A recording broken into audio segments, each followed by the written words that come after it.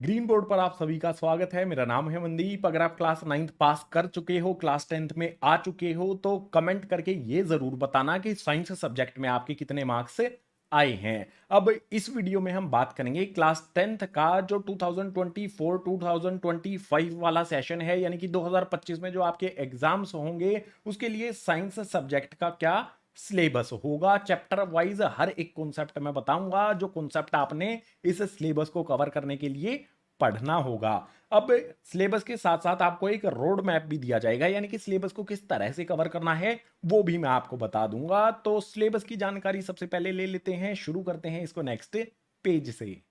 NCERT की book आपको follow करनी है और एनसीईआरटी की बुक में आपको टोटल 13 चैप्टर्स दिए गए हैं। इनमें सबसे पहला जो चैप्टर आपको देखने को मिलेगा उसका नाम होगा chemical reactions and equations. Chemicals के बारे में है, यानी कि केमिस्ट्री वाला पार्ट सबसे पहले दिया होगा बुक में। अब इसमें कौन कौन से कॉन्सेप्ट हैं इस वाले चैप्टर में, तो सबसे पहला कॉन्सेप्ट चैप्टर का जैसा नाम है केमिकल रिएक्शंस एंड इक्वेशंस, तो आपको समझना होगा कि भाई केमिकल रिएक्शन होता क्या है। उसके बाद ये समझना होगा आपको केमिकल इक्वेशन और बैलेंस्ड केमिकल इक्वेशन क्या होती है, केमिकल इक्वेशन को किस तरह से बैलेंस करते हैं। जो केमिकल इक्वेशन को बैलेंस करने वाला कॉन्सेप्ट है, इससे एग्जाम में क्वेश्चन आता है। इसके बाद जो भी रिएक्शन है ना, उसके टाइप्स को आपने समझना है। कई सारे रिएक्शन के टाइप होते हैं, जो भी टाइप्स हैं यहां पर लिखे गए हैं, सारे के सारे आपने समझ लेने हैं। कौन कौन से हैं?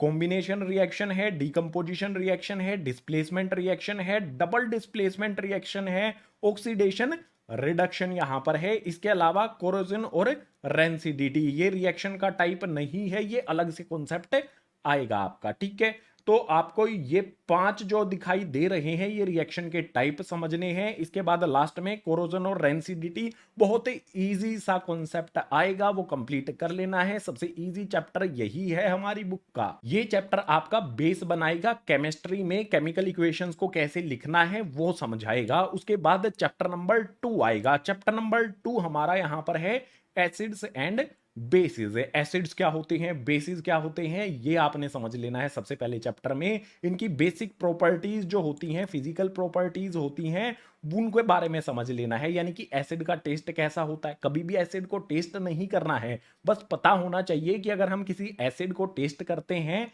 तो वो कैसा फील होता है। इसी तरह से अगर कोई बेस है तो उसका टेस्ट कैसा होगा। एसिड और बेस लिटमस के साथ किस तरह का रिएक्शन करते हैं, ब्लू को रेड या फिर रेड को ब्लू, कौन से वाले एसिड और कौन से बेस चेंज करते हैं, ये आपने समझना है। उसके बाद जो कॉन्सेप्ट शुरू होगा ना, वो होगा हमारा केमिकल प्रॉपर्टीज। किसकी केमिकल प्रॉपर्टीज? एसिड्स और बेसिस की केमिकल प्रॉपर्टीज। सबसे पहले क्या समझना है कि जो भी हमारे एसिड और बेस होते हैं वो मेटल के साथ कैसे रिएक्ट करते हैं। उसके बाद यहां पर हमारी केमिकल इक्वेशंस भी बनेंगी। जो भी रिएक्शन है उसको केमिकल इक्वेशन से शो भी करना पड़ेगा। आगे यहां पर है एसिड और बेस कार्बोनेट्स के साथ कैसे रिएक्ट करते हैं, मेटल कार्बोनेट्स के साथ। एसिड्स और बेस एक दूसरे के साथ कैसे रिएक्ट करते हैं, ये भी हमें बताना होगा।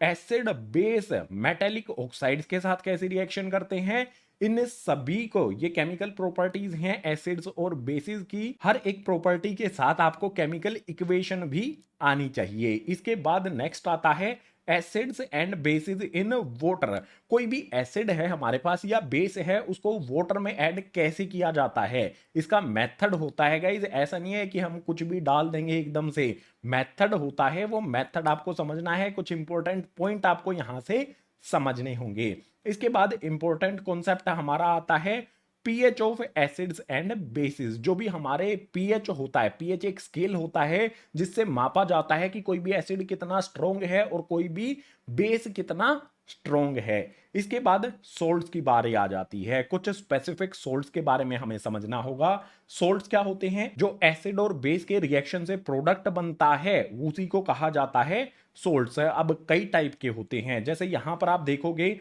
तो सबसे पहले कॉमन सोल्ट है, इसका फॉर्मूला क्या होता है, यूजेस क्या होते हैं, ये आपने समझना है।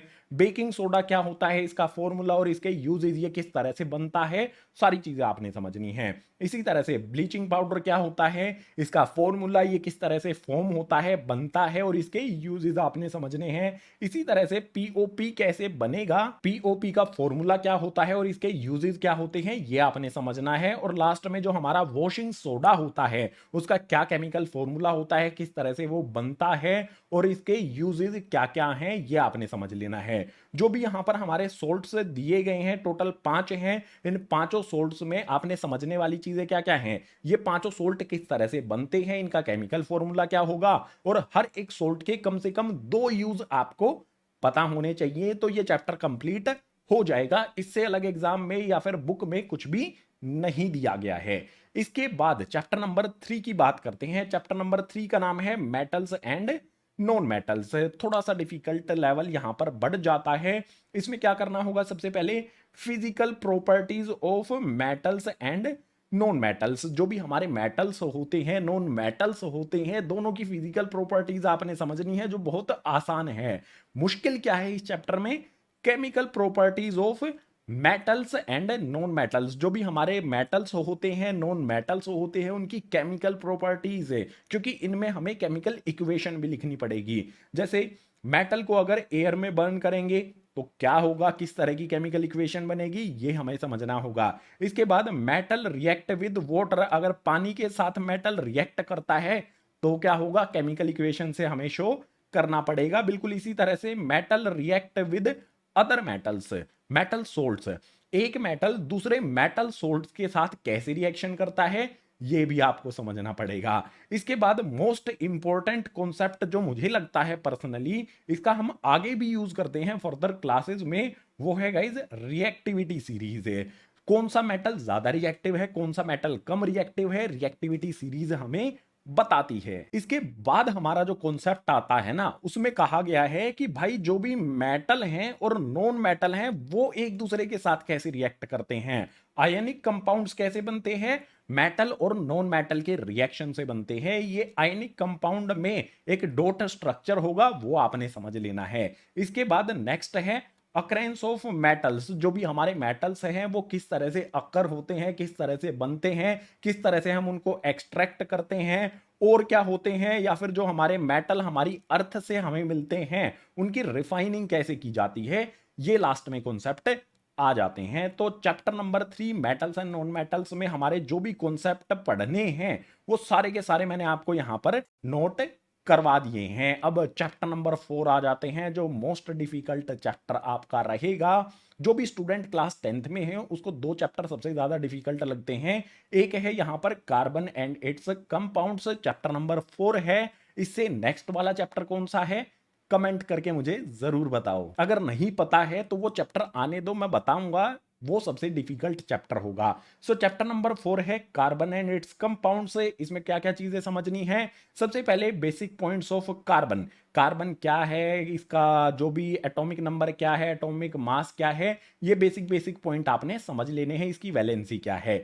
इसके बाद बारी आती है bonding in carbon, covalent bonding आपने समझनी है। कोई भी मेटल्स मतलब कार्बन के साथ कोवेलेंट बॉन्डिंग किस तरह से होती है अदर एलिमेंट्स की, वो आपने समझनी है। इसके बाद वर्सेटिलिटी ऑफ कार्बन, कार्बन इतना वर्सेटाइल या इतना अनोखा क्यों है कि इस पे एक चैप्टर हमें पढ़ना पड़ रहा है, ये आपने समझना है। आगे आएगा गाइस सैचुरेटेड और अनसैचुरेटेड कार्बन कंपाउंड्स। ये काफी इंटरेस्टिंग कॉन्सेप्ट है और डिफिकल्ट भी है, थोड़ा सा डिफिकल्ट आपको लगेगा, बहुत इंपॉर्टेंट कॉन्सेप्ट हमारा ये आ जाता है। आगे गाइज जो भी कार्बन और उसके कंपाउंड्स होते हैं, कार्बन के जो भी कंपाउंड्स होते हैं ना, उनका स्ट्रक्चर बनता है।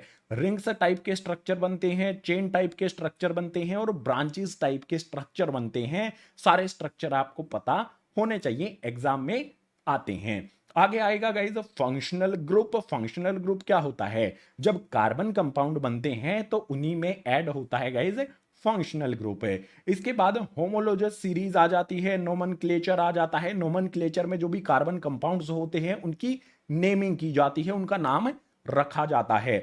आगे chemical properties of carbon compounds है, जो भी कार्बन कंपाउंड्स होते हैं उनकी केमिकल प्रॉपर्टीज की बात की गई है। इसके बाद एथेनॉल और एथेनोइक एसिड, यहां से एक बड़ा क्वेश्चन एग्जाम में हमेशा देखने को मिलता है। एथेनॉल किस तरह से बनता है, एथेनोइक किस तरह से बनता है, इसके अलावा इनकी प्रॉपर्टीज क्या क्या हैं, इनके यूजेस क्या क्या हैं, ये सारी चीजें एग्जाम में पूछी जाती हैं। और लास्ट में आपको पढ़ना है सोप्स एंड डिटर्जेंट्स के बारे में। ये कॉन्सेप्ट तो इजी है लेकिन एग्जाम में भी आता है। सोप्स एंड डिटर्जेंट्स किस तरह से किसी भी कपड़े को साफ करते हैं ये समझ में लेना है। यहां से जो भी हमारे कपड़े में डर्ट होता है उसको किस तरह से अलग करते हैं, कपड़े से एक्शन करते हैं सोप एंड डिटर्जेंट्स, वो हमें एक्सप्लेन करना है। इससे रिलेटेड क्वेश्चन एग्जाम में आता है, कई बार आता है। इसका एक स्ट्रक्चर भी होता है, वो भी आपने समझ लेना है। चैप्टर नंबर 4 में हमारे कॉन्सेप्ट हो जाते हैं यहां पर लिस्ट। चैप्टर नंबर 5 की बात करेंगे। जो हमारा केमिस्ट्री वाला पार्ट है वो चैप्टर नंबर 4 के साथ हो जाता है कंप्लीट। अब चैप्टर नंबर 5 से शुरू हो जाती है गाइज बायोलॉजी।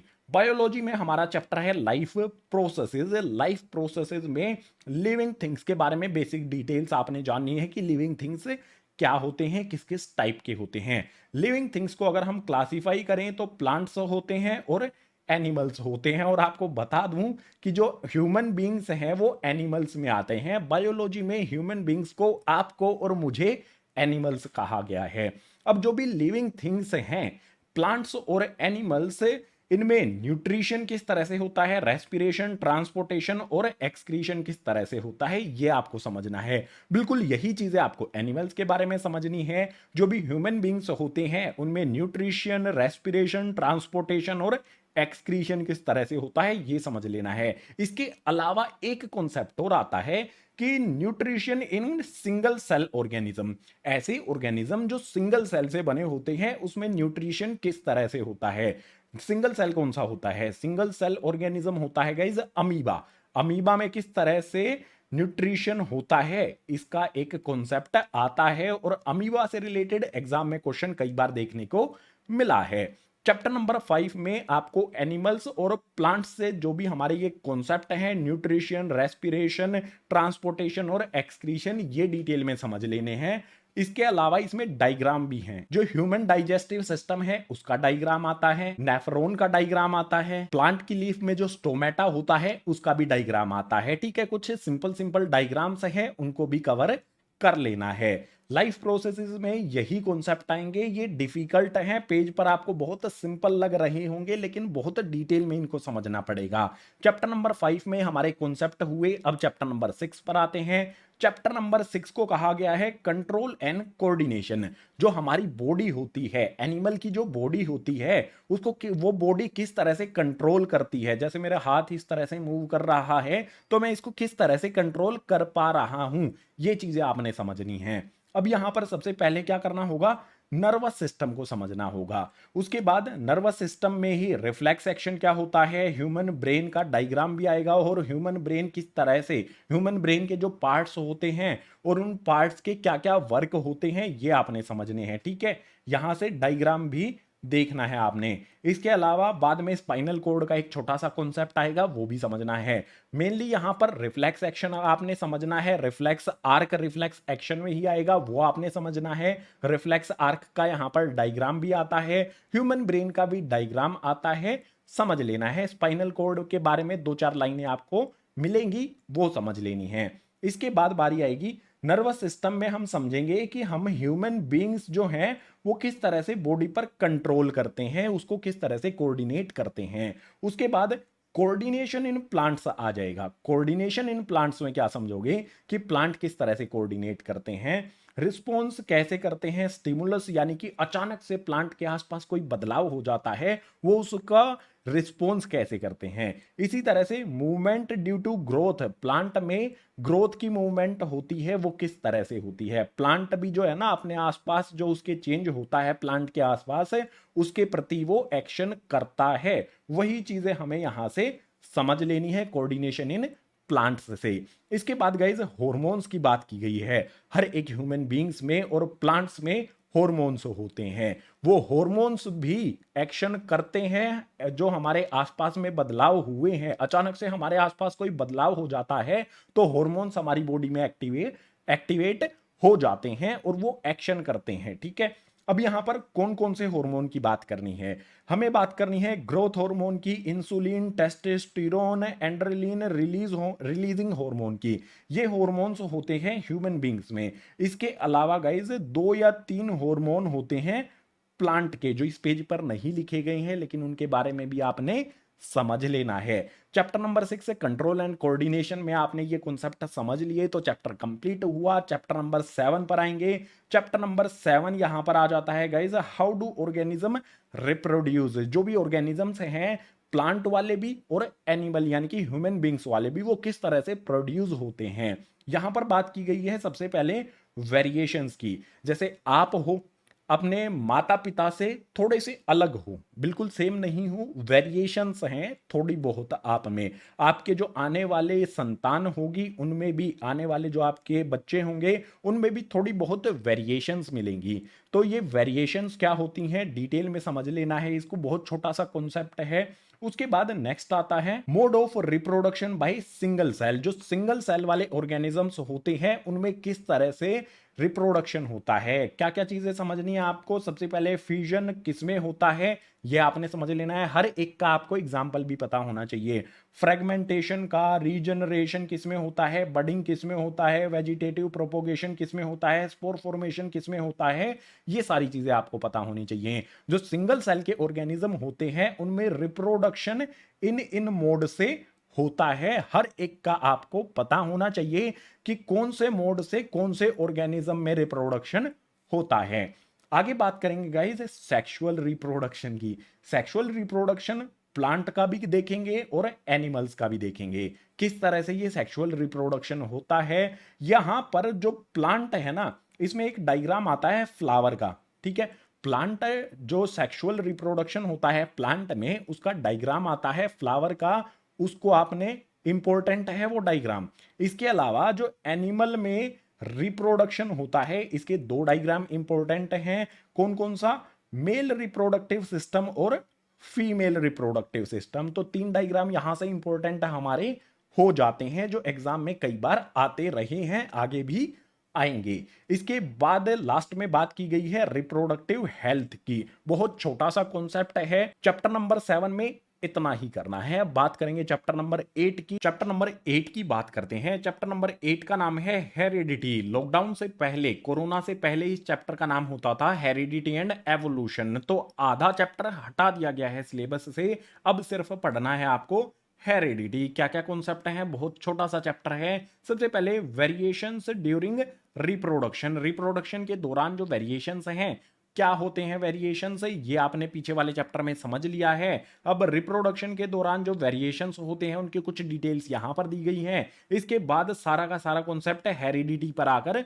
रुक जाता है। हेरिडिटी में आपको इनहेरिटेड ट्रेट्स क्या होते हैं ये समझ लेने हैं। देन मेंडल का जो कंट्रीब्यूशन था rule of inheritance of traits में, वो आपको जानना है। उसके बाद हाउ ट्रेट गेट एक्सप्रेस्ड, जो भी ट्रेट्स हैं वो किस तरह से एक्सप्रेस होते हैं, ये आपने समझ लेना है। आसान आसान सा कॉन्सेप्ट है। और सेक्स डिटर्मिनेशन में एक डायग्राम होता है guys, X Y X X का, ये डायग्राम आपने समझ लेना है, ठीक है। एग्जाम में बहुत ज्यादा बार ये डायग्राम आता है, एक्स वाई एक्स एक्स वाला। सेक्स डिटरमाइन किस तरह से होता है, जो भी नया बच्चा पैदा होने वाला होता है वो मेल होगा या फीमेल होगा, ये कॉन्सेप्ट होता है उसके मेल या फिर फीमेल होने के लिए। चैप्टर नंबर 8 बहुत छोटा हो गया है यार, ये आधा चैप्टर हो गया है, ठीक है। तो ये कॉन्सेप्ट आपने समझ लेने हैं, बहुत आसान सा ये चैप्टर आपको लगेगा पढ़ने में। इसके बाद बात करेंगे चैप्टर नंबर 9 की। चैप्टर नंबर 9 आता है हमारा, जिसका नाम है लाइट रिफ्लेक्शन एंड रिफ्रैक्शन। दो मेनली कॉन्सेप्ट यहां पर है, एक कॉन्सेप्ट है हमारा रिफ्लेक्शन, दूसरा है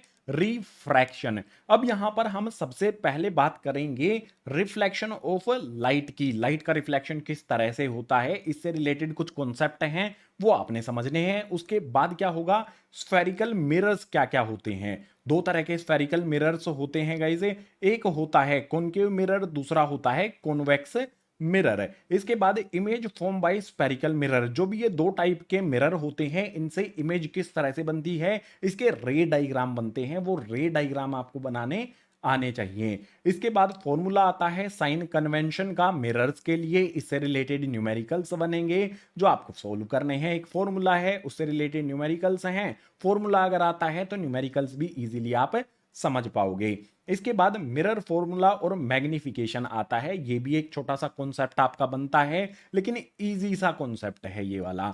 डिफिकल्ट क्या है आपके लिए, जो भी इमेज बनेगी स्फेरिकल मिरर्स से, इसके रे डायग्राम बनाना और साइन कन्वेंशन से मिरर वाला जो फॉर्मूला है उसके न्यूमेरिकल्स को सोल्व करना। अगर आप ये कर लेते हो तो रिफ्लेक्शन ऑफ लाइट वाला कॉन्सेप्ट खत्म हो जाएगा। शुरुआत होगी रिफ्रैक्शन की।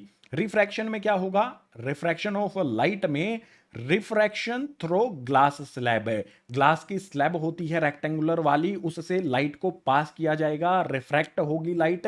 क्या बदलाव आपको देखने को मिलेंगे, काफी इंटरेस्टिंग लगेंगे अगर प्रैक्टिकल आपके स्कूल में कराया जाएगा तो। उसके बाद रिफ्रैक्टिव इंडेक्स की बात की जाएगी। रिफ्रैक्टिव इंडेक्स में लाइट अलग अलग मीडियम में किस तरह से ट्रेवल करती है वो आपको एक्सप्लेन किया जाएगा।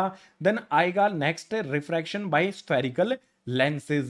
रिफ्रैक्शन लेंसेज से किस तरह से होता है, दो तरह के लेंसेज होते हैं, concave lens and convex lens. इन दोनों लेंसेज से लाइट किस तरह से पास होती है वो आपने समझना है। देन आएगा इमेज फॉर्मेशन बाय लेंस।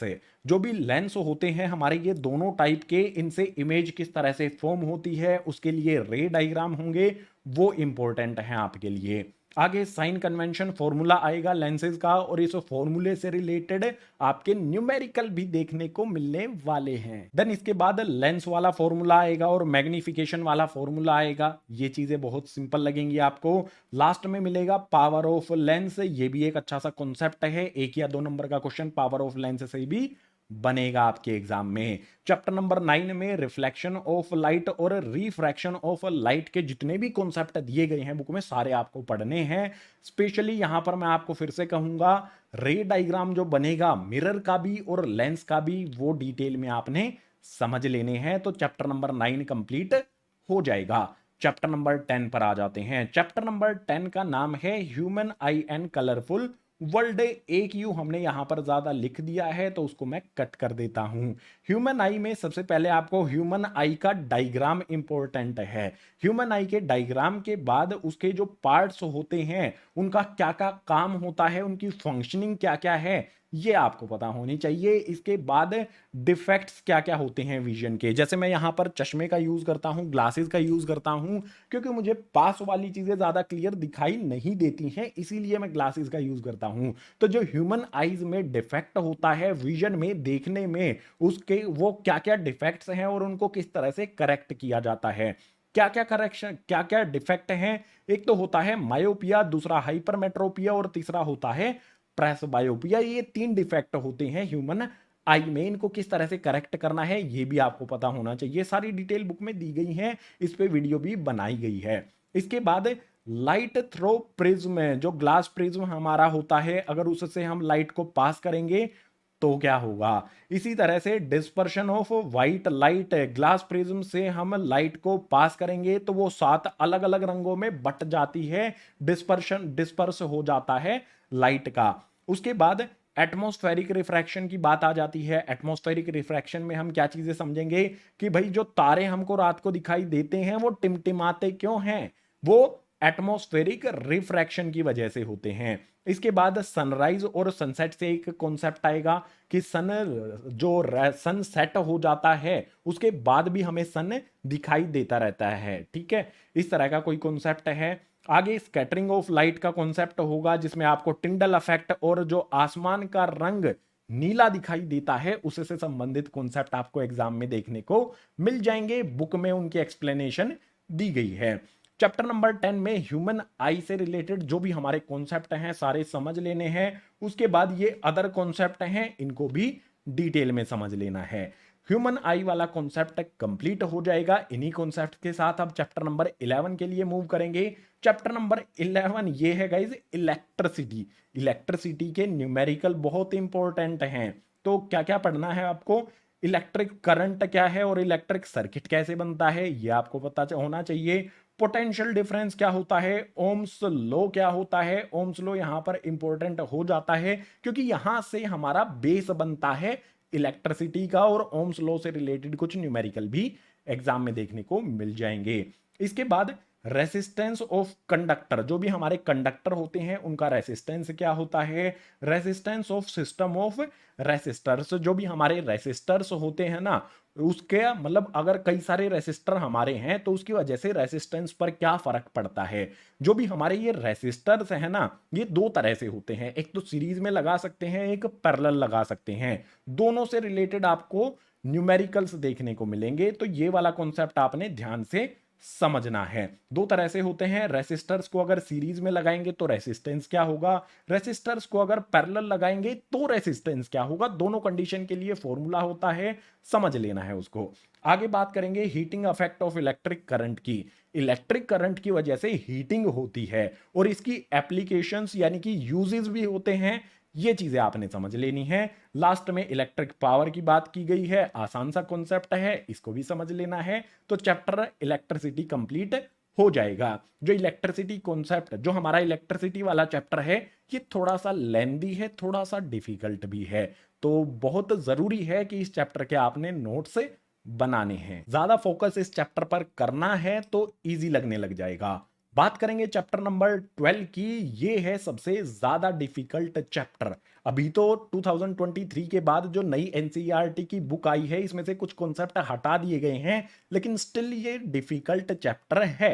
क्या क्या चीजें करनी है चैप्टर नंबर 12 में, नाम की बात करें तो magnetic effect of electric current इसका नाम है। इसमें सबसे पहला कॉन्सेप्ट आता है मैग्नेटिक फील्ड एंड लाइंस। जो भी मैग्नेटिक फील्ड होती है उसकी लाइंस क्या क्या होती हैं, ठीक है, किस तरह से उसकी लाइंस बनती है। Magnetic field due to current carrying conductor, किसी कंडक्टर में करंट है उसकी वजह से मैग्नेटिक फील्ड होती है, वो किस किस तरह की होती है, ठीक है। आगे यहां पर है मतलब जो भी कंडक्टर करंट कैरी करता है वो किस किस टाइप का कंडक्टर होगा, या तो स्ट्रेट कंडक्टर हो सकता है, या फिर सर्कुलर लूप हो सकती है, या फिर सोलेनॉइड हो सकता है। ये तीन पॉइंट हैं, ठीक है। इस तरह से अगर हमारा कंडक्टर होगा तो मैग्नेटिक फील्ड किस तरह की बनेगी वो आपने समझना है। इसके अलावा यहां से एक कॉन्सेप्ट आता है राइट हैंड थंब रूल। इसका डायग्राम होता है गाइस, ठीक है, D4 डायग्राम होता है राइट हैंड थंब रूल का, वो आपने समझना है। राइट हैंड थंब रूल है, ये याद रखना, एग्जाम में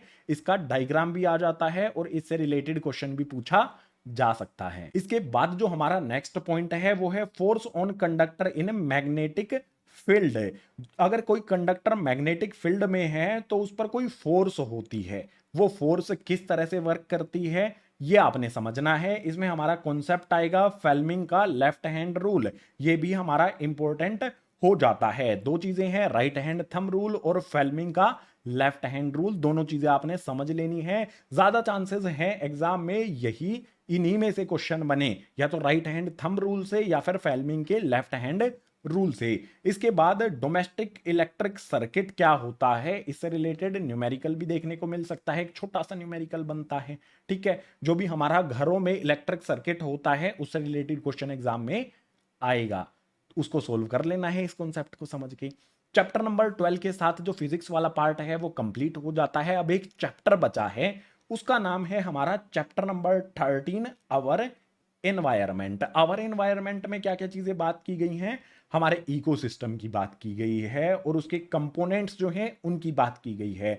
इसमें फूड चेन की बात की गई है और वेब की बात की गई है। फूड चेन होता है, फूड वेब होता है। बहुत आसान सा कॉन्सेप्ट लगेगा, अगर आपने इससे पीछे वाले 12 चैप्टर कर लिए तो ये बहुत इजी लगेगा, ठीक है। तो फूड चेन फूड वेब दोनों कंप्लीट कर लेना है। उसके बाद नेक्स्ट है एक्टिविटीज अफेक्ट द एनवायरमेंट। जो भी हमारा वातावरण है, एटमॉस्फेयर है, एनवायरमेंट है, इसको कौन कौन सी एक्टिविटीज अफेक्ट करती हैं। जैसे ओजोन लेयर से रिलेटेड हमारे कॉन्सेप्ट हैं, ओजोन लेयर का डिप्लेशन हो रहा है किस वजह से हो रहा है, क्या क्या रीजन है, ओजोन लेयर का फॉर्मूला क्या होता है, ये सारी चीजें आपको देखने के वहां पर मिलेंगी। इसके बाद ग्रीन हाउस गैसेज भी इसी में आएगा, ओजोन लेयर वाले कॉन्सेप्ट में ही। और मैनेजिंग गार्बेज, जो भी कचरा होता है उसको किस तरह से मैनेज किया जाता है।